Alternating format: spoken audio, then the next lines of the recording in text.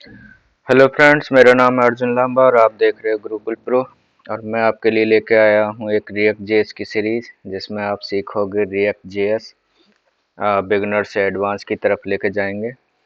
तो चलिए स्टार्ट करते हैं। उसमें क्या क्या था, वैसे मैं आपको मेनली बता देता हूँ कि रिएक्ट जेएस है क्या। रिएक्ट जेएस एक लाइब्रेरी है, कोई हार्ड एंड वो नहीं है, इतना भी एडवांस लेवल नहीं है कि आप सीख नहीं सकते। चलिए मैं बता देता हूँ। रिएक्ट जेएस और एंगुलर एंगुलर की बात करें तो एंगुलर एक लाइब्रेरी नहीं है, वो फ्रेमवर्क है। तो जो लोग एंगुलर के साथ होते हैं, एंगुलर को सीखे होते हैं, उनको रिएक्ट जेएस सीखने में थोड़ी प्रॉब्लम हो सकती है, क्योंकि ये लाइब्रेरी है। तो लाइब्रेरी में सारा कुछ आपको नॉर्मल कोड लिखना पड़ता है, मैनली कोड लिखना पड़ता है। और रिएक्ट जो फ्रेमवर्क होता है उसमें आपको प्री डिफाइंड चीज़ें मिल जाती हैं, सब कुछ लिखा लिखा मिल जाता है। जिसमें आपको जैसे राउटिंग की बात करें, चलिए एडवांस लेवल की बातें हैं, प्रोजेक्ट बनाते समय ये बात करेंगे। अभी मेन बात कर लेते हैं कि हमारा रिएक्ट जेएस है क्या। तो रिएक्ट जेएस एक ओपन सोर्स जावास्क्रिप्ट लाइब्रेरी है जो एक डायनेमिक वेब एप्लीकेशन बनाने के लिए यूज होती है। तो इसको हम सीखेंगे कैसे वेब एप्लीकेशन के साथ में हम जाते हैं। और यदि आपको मोबाइल एप्लीकेशन बनानी है तो उसके लिए हमारा यूज होता है रिएक्ट जेएस, रिएक्ट नेटिव। तो रिएक्ट नेटिव के साथ हम मोबाइल एप्लीकेशन बनाते हैं और रिएक्ट जेएस के साथ हम वेब एप्लीकेशन बनाते हैं। अब हम रिएक्ट को क्यों यूज करते हैं, क्योंकि रिएक्ट एक फास्ट एप्लीकेशन क्रिएट करता है, क्योंकि उसमें लोड कम रहता है। यदि हम बात करें लोड की कंपेटिबिलिटी तो स्पीड बहुत तेज रहती, मतलब बहुत ज़्यादा स्पीड रहती है, जिसकी वजह से हम रिएक्ट को यूज करते हैं। रिएक्ट एक फ्लेक्सिबल रहता है। और चलिए आगे की बात करें, यदि कर्ण से ये डोम के ऊपर डॉक्यूमेंट ऑब्जेक्ट मॉडल के ऊपर यूज करते हैं इसे, मतलब ये ओनली रिगार्डिंग डेटा डेटा और वन वे बाइंडिंग होता है डेटा का। इसमें वन वे बाइंडिंग क्या होता है आपको वो मैं आगे समझा दूंगा। करंट की स्थिति देखी जाए तो रिएक्ट जेएस हाईली पॉपुलर है, और बड़ी कंपनियां जो भी हैं, फेसबुक, उबर, पेपाल, इंस्टाग्राम, ये सभी आज की डेट में इसको यूज कर रही हैं। अब नेक्स्ट बात करते हैं हम हमारा रिएक्ट की जर्नी की। यदि रिएक्ट की जर्नी की बात करें तो रिएक्ट आपकी 2021 2011 में इंट्रोड्यूस हुई थी, डेवलप की गई थी, जो कि फेसबुक के एक सॉफ्टवेयर इंजीनियर थे जिनका नाम था जॉर्डन बाल बाल के, जो फेसबुक में काम करते थे। और उनको एक टास्क दिया गया था न्यूज़ फीड बनाने के लिए, जिसको रिजॉल्व करने के लिए उन्होंने एक लाइब्रेरी का निर्माण किया था। थोड़े हिंदी शब्द ज़्यादा होंगे, कोई बात नहीं, हिंदी की ही हमारी क्लास है। तो उसके बाद आते हैं हमारा नेक्स्ट टॉपिक पे।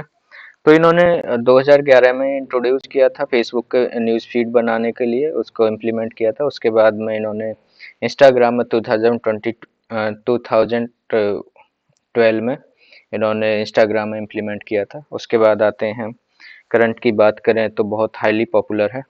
यदि मैं आपको दिखाऊं कितनी पॉपुलर है इस पे, यदि हम बात करें, चलिए स्क्रीन पे लेके चलता हूं मैं। यदि इसकी बात करें कितनी पॉपुलर है तो मैं अपने टैब पे लेके जाता हूँ आपको। चलिए टैब पे चलते हैं। तो ये आप मेरी स्क्रीन देख रहे होंगे टैब की। तो मैंने यहाँ गूगल ट्रेंड्स में डाल रखा है, जिसमें व्यू जॉब है, रिएक्ट जॉब है और एंगुलर की जॉब है। तो यदि आप रिएक्ट की जॉब की बात करें तो ऑरेंज कलर में रिएक्ट की जॉब है, जो कि आप देख सकते हैं। ये सबसे हाईली रिकमेंडेड रहा है, मतलब बहुत ज़्यादा इंटरेस्ट ओवर टाइम रहा है जो हमारा रिएक्ट के अंदर जॉब निकली है। मतलब सभी कंपनियां इसको बहुत ज़्यादा यूज कर रही हैं। यदि इसकी बात करें हमारा रिएक्ट की, तो बर्ड वाइज काफ़ी अच्छा इसका स्कोप है, ये आप देख पा रहे हैं। जो रेड ऑरेंज है ये बर्ड वाइज आपको रिएक्ट की जॉब को रीजन दिखा रहा है, और ये तुम्हारा व्यू की है। ठीक है, तो चलिए आपने ये देख ही लिया है, आप वैसे भी सर्च कर लेंगे। तो मोस्टली हाईली पॉपुलर है इस समय करंट में। अब बात करते हैं कि हम रिएक्ट के अंदर आज क्या क्या सीखने वाले हैं।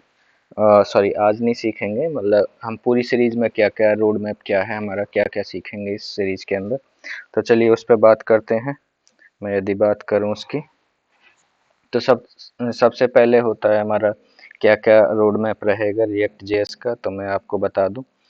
पहले हम इंट्रोडक्शन, जो कि आज नॉर्मली हमने कर ही दिया है, ये एक लाइब्रेरी है, इसके बारे में बात करें। सेकंड क्लास हम करेंगे सेटअप ऑफ एनवायरनमेंट, जो कि हमारे क्या क्या टूल्स रहेंगे एनवायरनमेंट सेटअप के लिए, वो सारी चीज़ें हम करेंगे। तीसरा आता है फंडामेंटल ऑफ जेएसएक्स, इसकी भी बात करेंगे हम। कंपोनेंट एंड प्रॉप्स की बात करेंगे। स्टेट एंड लाइफ साइकिल की बात करेंगे, जो हमारी एप्लीकेशन होती है उसकी, ये सारी चीज़ें बात करेंगे। फिर उसके बाद में हैंडलिंग, इवेंट हैंडलिंग की बात करेंगे। फॉर्म की बात करेंगे, नेक्स्ट टॉपिक में फॉर्म को भी कवर करेंगे, कैसे हमारा डेटा फॉर्म से सर्वर पे जाता है, सर्वर से कैसे हमारे पास आता है, मतलब ये सारी चीज़ें हम बात करेंगे फॉर्म ऑन रिएक्ट की।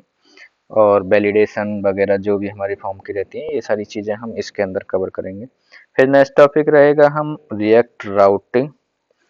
अब क्योंकि रिएक्ट के अंदर राउटिंग नहीं होती है, उसकी पर्सनल कोई राउटिंग नहीं होती है, क्योंकि फ्रेमवर्क होता है तो इसमें सारी चीज़ें इंक्लूड होती। अब क्योंकि फ्रेमवर्क नहीं है तो ये सारी चीज़ें हमें क्रिएट करनी पड़ती हैं मैनुअली, तो ये एक रिएक्ट का राउटिंग वगैरह हमें बनानी पड़ती है, क्योंकि ये सिंगल पेज एप्लीकेशन के हिसाब से बनी हुई है रिएक्ट जेएस की बात करें तो। लेकिन हमको मल्टी पेज एप्लीकेशन बनानी है, तो वहाँ हमको रिएक्ट की राउटिंग भी इम्प्लीमेंट करनी पड़ेगी, जो एक और लाइब्रेरी है जिसका यूज करके हम रिएक्ट राउटिंग का यूज करेंगे। स्टेट मैनेजमेंट की बात करें तो इसका खुद का कोई स्टेट मैनेजमेंट नहीं होता है, हम रिडक्स के साथ में इसको यूज करके देखेंगे। रिडक्स के साथ में स्टेट मैनेजमेंट, उसके सेशन और ये सारी चीज़ें मैनेज करेंगे। फिर एडवांस रिएक्ट एंड कॉन्सेप्ट आ जाते हैं। रिएक्ट के एडवांस कॉन्सेप्ट पे हम बात करेंगे तो रिएक्ट के हुक्स हो गए, including use state and use effect, ये सारी चीज़ें हम देखेंगे। ये हम एडवांस लेवल में बात करेंगे इसके रिएक्ट के। नेक्स्ट नेक्स्ट पे बात करें तो एपीआई इंटीग्रेशन करेंगे हम इसके अंदर, कैसे रियल टाइम प्रोजेक्ट चलते हैं रिएक्ट के और एपीआई के साथ में कैसे वो इम्प्लीमेंटेशन होती है, ये सारी चीज़ें हम इसमें कवर करेंगे। उसके बाद आता है हमारा नेक्स्ट, जो कि है react and dot net core integration. Dot net core के साथ में हम रिएक्ट के साथ एक एप्लीकेशन बनाएंगे और रियल टाइम देखेंगे वो कैसे काम करते हैं, एक दूसरे से कैसे कम्युनिकेशन करते हैं। ये सब रियल टाइम प्रोजेक्ट के साथ करूंगा मैं, किसी आपको कहीं भी कोई प्रॉब्लम नहीं होगी। जैसे एक ऑफिस के अंदर काम होता है सेम वैसे ही होगा, सारी चीज़ें आपको उसी के हिसाब से दिखाई जाएंगी। फिर नेक्स्ट आता है हमारा blockchain, react and blockchain integration. Current की स्थिति यदि देखी जाए, जिनको नहीं पता ब्लॉकचेन के बारे में उनको बता दो। ब्लॉकचेन हमारा आज की डेट में पॉपुलर भी है, जो आपने कभी बिटकॉइन सुना हो, ये डिजिटल कॉइन्स होते हैं जिन पर ब्लॉकचेन मार्केट आजकल चल रही है। ब्लॉकचेन के साथ भी हमारा रिएक्ट अच्छे से काम करता है और इसकी पॉपुलेशन बहुत ज़्यादा है, पॉपुलरेशन। ठीक है।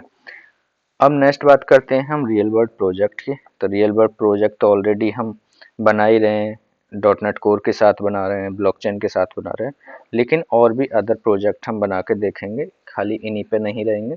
कुछ रियल टाइम प्रोजेक्ट्स के साथ में इंटीग्रेशन पूरा रहेगा, जहाँ से आपको लॉगिन फॉर्म से लेकर वैलिडेशन तक सारी चीज़ें रहेंगी जो आपको एक रियल प्रोजेक्ट में होनी चाहिए। फिर नेक्स्ट बात करते हैं गिट एंड टीएफएस। ये क्या होता है? गिट एंड टीएफएस आपका कोड शेयरिंग के लिए यूज होता है। जैसे करंटली आप किसी भी ऑफिस में जाओगे तो या तो आपको वहाँ गिट मिलेगा या टीएफएस मिलेगा, इनमें से कोई एक मिलेगा। जहाँ क्योंकि जब भी कोई प्रोजेक्ट होता है तो मल्टीपल डेवलपर या मल्टीपल इंजीनियर एक साथ काम कर रहे होते हैं, उसके कोड सिंक्रोनाइजेशन के लिए हम गिट या टीएफएस का यूज करते हैं। इस पर भी हम लास्ट टॉपिक इसको भी कवर करेंगे। आई होप सारी चीज़ें आपको कवर हो जाएंगी इसके अंदर। तो उम्मीद करता हूँ कि आपको ये रोड मैप अच्छा लगा होगा और जल्दी स्टार्ट करते हैं। Thank you for watching. मिलते हैं फिर नेक्स्ट वीडियो में।